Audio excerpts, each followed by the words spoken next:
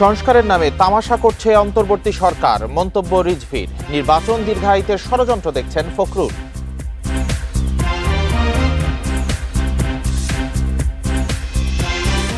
ঈদযাত্রায় নির্বিঘ্নে বাড়ি ফিরছে মানুষ, সময় মতো ছাড়ছে ট্রেন, মহাসড়কেও নেই যানজটে ভোগান্তি।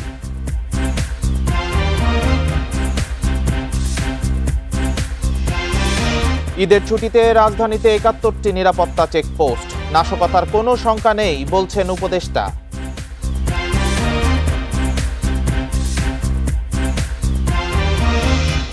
ঈদের পর সয়াবিন তেলের দাম লিটারে ১৮ টাকা বাড়ানোর ঘোষণা ব্যবসায়ীদের, সিদ্ধান্ত জানায়নি সরকার।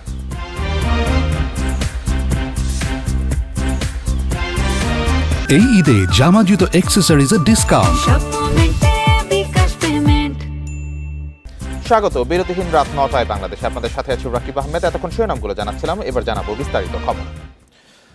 সংস্কারের নামে জনগণের সঙ্গে তামাশা করছে অন্তর্বর্তী সরকার, এমন মন্তব্য করেছেন বিএনপির সিনিয়র যুগ্ম মহাসচিব রুহুল কবির রিজভী।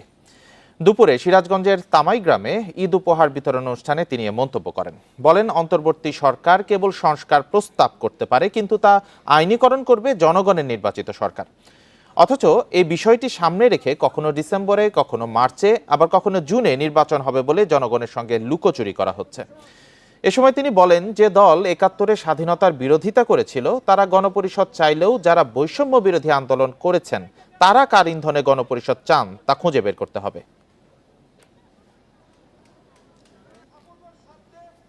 সংস্কারের কথা বলে আপনারা লুকোচুরি খেলছেন জনগণের সাথে। একবার বলেন ডিসেম্বর, একবার বলেন মার্চ, একবার বলেন জুন। কেন এই লুকোচুরি খেলা? অন্তর্বর্তীকালীন সরকার কেন এই লুকোচুরি করছে? ভোটের অধিকার ফেরাতে বিএনপি প্রয়োজনে রাজপথে নামবে বলে হুঁশিয়ার করেছেন দলটির মহাসচিব মির্জা ফখরুল ইসলাম আলমগীর। বিকেলে রাজধানীতে ঈদ উপহার বিতরণের সময় এ কথা বলেন তিনি। মির্জা ফখরুল বলেন, সংস্কারের কথা বলে নির্বাচন দীর্ঘায়িত করা হলে জনগণ মেনে নেবে না। তিনি অভিযোগ করেন, সামাজিক যোগাযোগ মাধ্যমে কিছু ইউটিউবার নির্বাচন পিছিয়ে দেওয়ার দাবি তুলে দেশে বিশৃঙ্খলা তৈরির চেষ্টা করছেন। তারা দেশে বিভাজন সৃষ্টি করতে চান বলেও মন্তব্য করেন বিএনপির মহাসচিব। এ সময় তিনি আরো বলেন, ভারত বা পাকিস্তান নয়, বিএনপি জনগণের পক্ষে।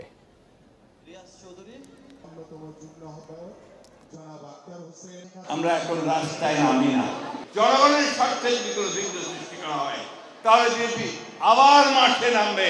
ষড়যন্ত্র হচ্ছে, চক্রান্ত হচ্ছে দেশে বিদেশে, আপনাদেরকে আবার আপনাদের ভোটের অধিকার থেকে বঞ্চিত করবার জন্য। আমরা সেটা হতে দেব না। সরকারের পদক্ষেপ আর সুষ্ঠু ব্যবস্থাপনার কারণেই এবারের ঈদযাত্রা স্বস্তিদায়ক হয়েছে বলে দাবি স্বরাষ্ট্র উপদেষ্টা জাহাঙ্গীর আলম চৌধুরীর। সকালে রাজধানীর গাবতলী বাস টার্মিনাল পরিদর্শন শেষে একথা বলেন তিনি। এদিকে বাস ভাড়ায় নৈরাজ্য ঠেকাতে অভিযান চালিয়েছে ভোক্তা অধিকার সংরক্ষণ অধিদপ্তর। জীবিকার তাগিদে অনেকে সারা বছর কাটে রাজধানীতে, ঈদ এলে তারা ছুটে যায় প্রিয়জনের কাছে। এবার ঈদের ছুটি দীর্ঘ হওয়ায় ধাপে ধাপে ঢাকা ছাড়ছে নগরবাসী। এতে বেশ স্বস্তিতেই যেতে পারছেন সবাই। বাস টার্মিনালগুলোতে টিকিটের জন্য হাহাকার নেই, বাড়তি ভাড়া আদায়ের অভিযোগও কম। আমি অনেক আগেই টিকিট কাটছি, তারপরও যে ভাড়া ছিল লিগ্যাল, যেটা আগে থেকে ভাড়া ছিল আগের ভাড়াই নিয়েছে। যাতে ব্যাঙ্গে চলে আসতে দিলে সবাই সুযোগ সুবিধা পাইয়া সবাই চলে গেছিল, আস্তে যাইতেছে, কিন্তু এরকমই হয়েছে যাত্রী। ভোগান্তি তেমন একটা না, আগের থেকে একটু কম তুলনামূলক। তারপরও ভাড়া আদায়ে কোনো নৈরাজ্য যাতে না ঘটে সেই জন্য নজরদারি চালাচ্ছে ভোক্তা অধিকার সংরক্ষণ অধিদপ্তর। ঘরমুখী মানুষরা যেন নিরাপদে, স্বস্তিতে এবং বিআরটিএ কর্তৃক নির্ধারিত যে ভাড়া রয়েছে এই ভাড়া দিয়েই যেন তারা বাসায় পৌঁছতে পারে, এই জন্য আমাদের যে কার্যক্রম সেটি চলমান রয়েছে। আমাদের কাছে দূরপাল্লার যে বাসগুলোর ব্যাপারে যে অভিযোগ প্রতি বছর বেশি আসে, সেই অভিযোগটা এবারে আমাদের আসলে নেই বললেই চলে। এদিকে ঈদযাত্রা পরিদর্শনে রাজধানীর গাবতলী বাস টার্মিনালে যান স্বরাষ্ট্র উপদেষ্টা। সবাই স্বস্তিতে বাড়ি ফিরতে পারায় সন্তুষ্টি প্রকাশ করেন তিনি। নির্ধারিত যে ভাড়া আছে ওই ভাড়াই কিন্তু সবাই এখনো যাচ্ছে। দুই একটা ছোটোখাটো কমপ্লেইন আছে, ওটার এগেনস্টে আমরা অলরেডি ব্যবস্থা নিচ্ছি। তা আমরা সবাই মিলে দোয়া করব যাত্রীরা যেন ভালোভাবে যেতে পারে। ভাড়া তদারকির পাশাপাশি যাতায়াত নির্বিঘ্নে প্রতিটি বাস টার্মিনালে রয়েছে ভ্রাম্যমাণ আদালত। বনি ইবনে কামাল, ইন্ডিপেন্ডেন্ট নিউজ, ঢাকা। ঈদ করতে সবার গন্তব্য এখন বাড়ির দিকে। ঘরমুখী মানুষের কারণে সড়ক মহাসড়কে গাড়ির চাপ থাকলেও নেই দীর্ঘ যানজট। সড়কের পাশাপাশি নৌ রুটে রয়েছে স্বস্তির ভ্রমণ।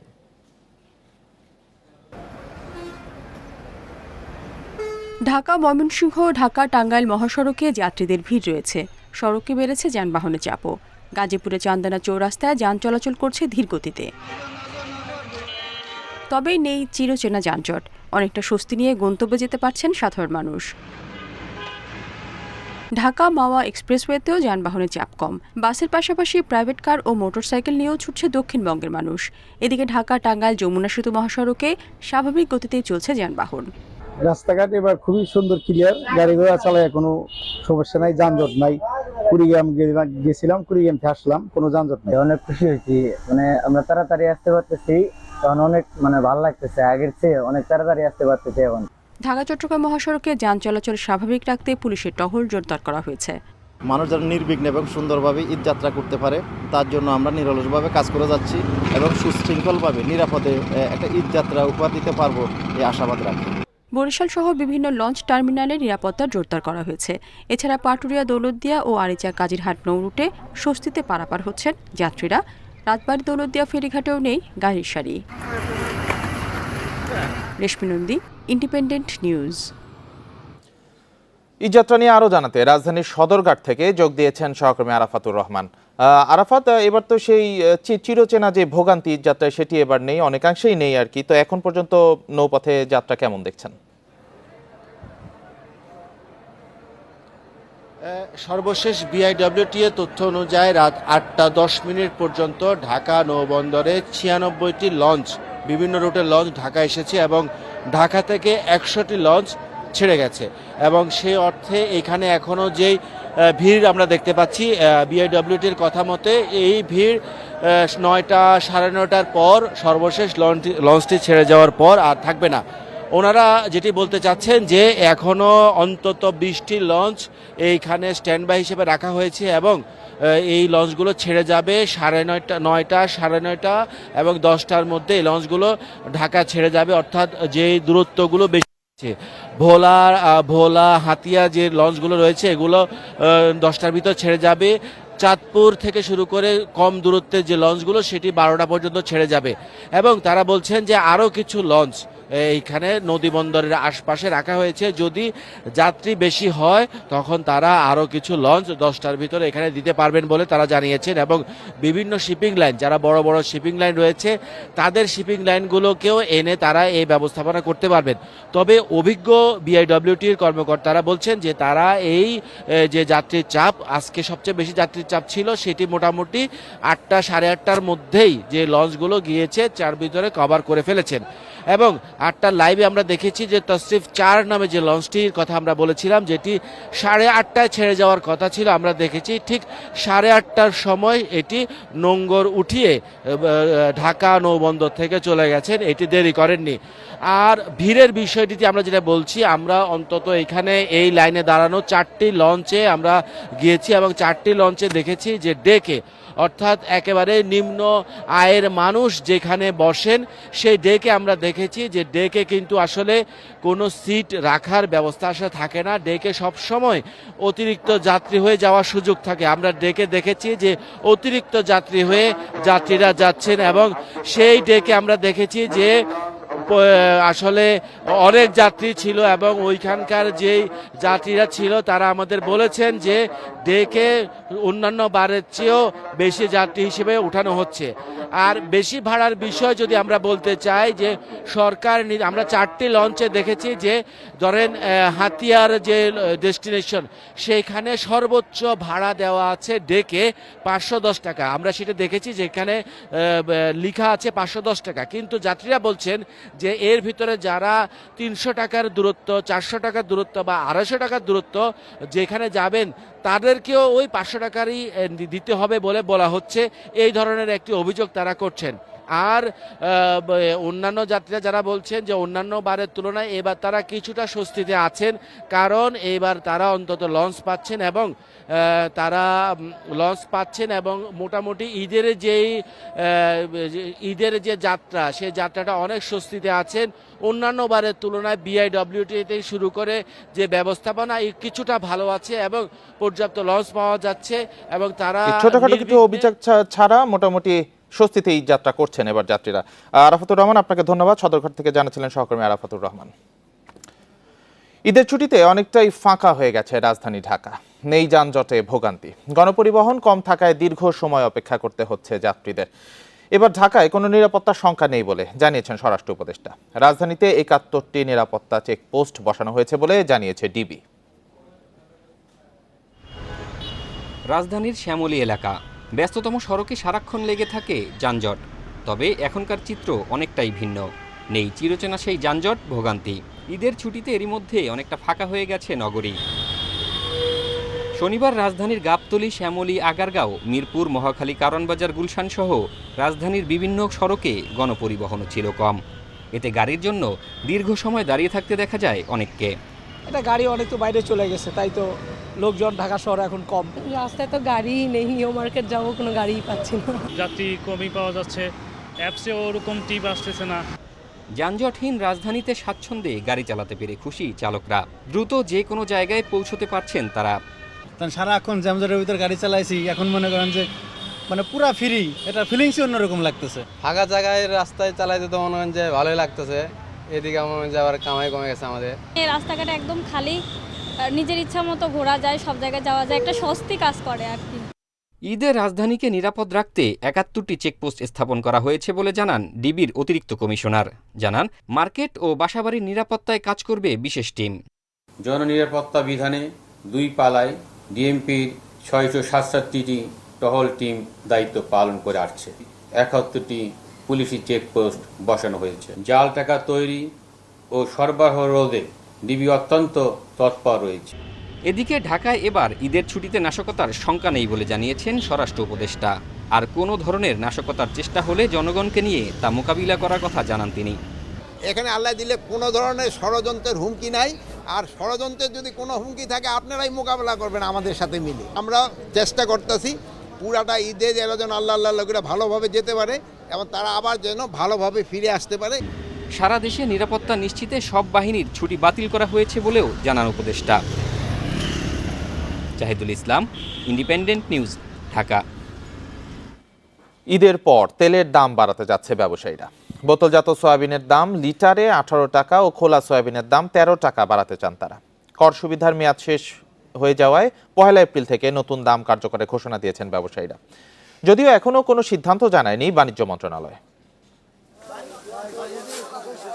জানুয়ারিতে তেলের দাম বাড়াতে বাণিজ্য মন্ত্রণালয়ে 2 বার চিঠি দেয় ভোজ্য তেল উৎপাদক সমিতি, কিন্তু সরকার তাতে সাড়া দেয়নি। আগের দামে তেল বিক্রি হচ্ছিল এতদিন, কিন্তু ঈদের পর দাম বাড়ছে। বৃহস্পতিবার দাম বাড়ানোর কথা লিখিতভাবে ট্রেড অ্যান্ড ট্যারিফ কমিশনকে জানিয়েছে ভোজ্য তেল উৎপাদক সমিতি।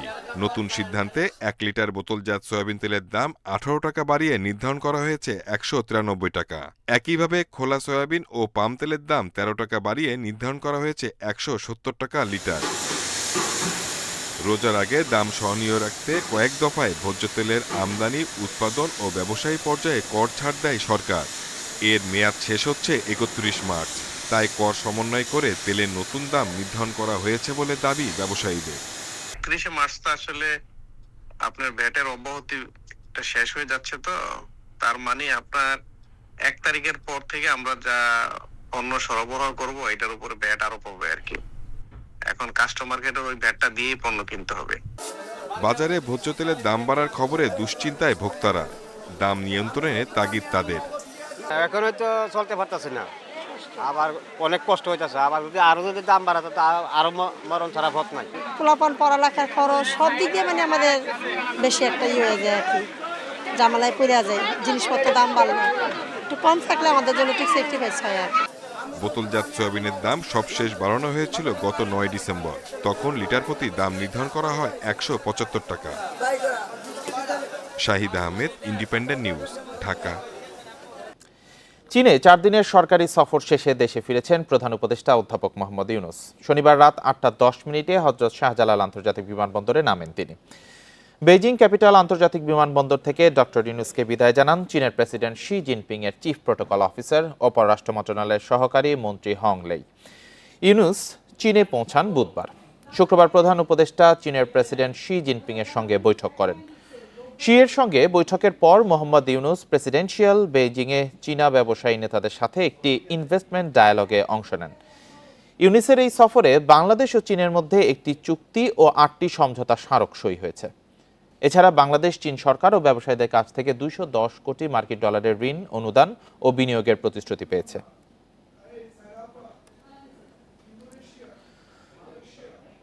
পবিত্র ঈদ উল ফিতরের দিন বন্ধ থাকবে মেট্রো রেল। পরদিন থেকে আগের নিয়মে মেট্রো রেল চলাচল করবে। ঢাকায় মেট্রো রেল নির্মাণ ও পরিচালনার দায়িত্বে থাকা Dhaka mass transit company limited কর্তৃপক্ষ ভেরিফাইড ফেসবুক পেজে তথ্য জানিয়েছে।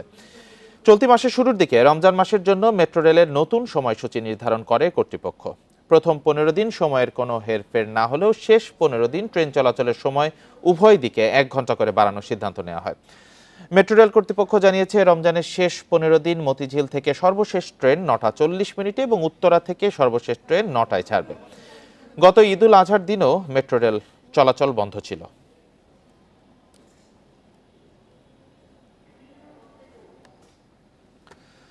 ঈদের উপহার নিয়ে মামার বাড়ি যাওয়ার সময় বাস চাপায় প্রাণ গেল মোটরসাইকেল আরোহী 3 ভাইয়ের। সকালে বরগুনার পাথরঘাটা উপজেলার সোনার বাংলা এলাকায় দুর্ঘটনা ঘটে।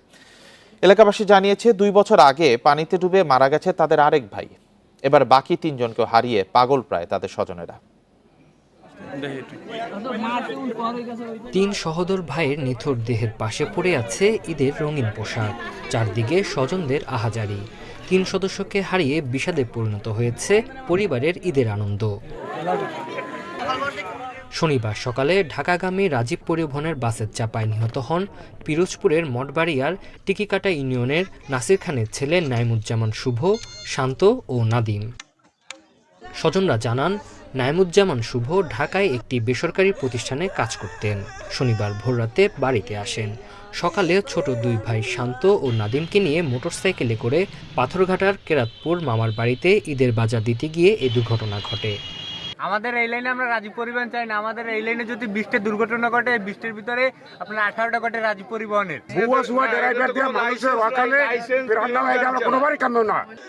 দুপুরে নিহত 3 ভাইয়ের মরদেহ বাড়িতে পৌঁছালে সেখানে নেমে আসে শোকের ছায়া। স্বজনদের কান্নায় ভারী হয়ে ওঠে পুরো এলাকা। সোনার বাংলা নামক স্থানে ওই রাজীব পরিবহনের সাথে ধাক্কা লেগে 3 জনের জায়গায় স্পটে।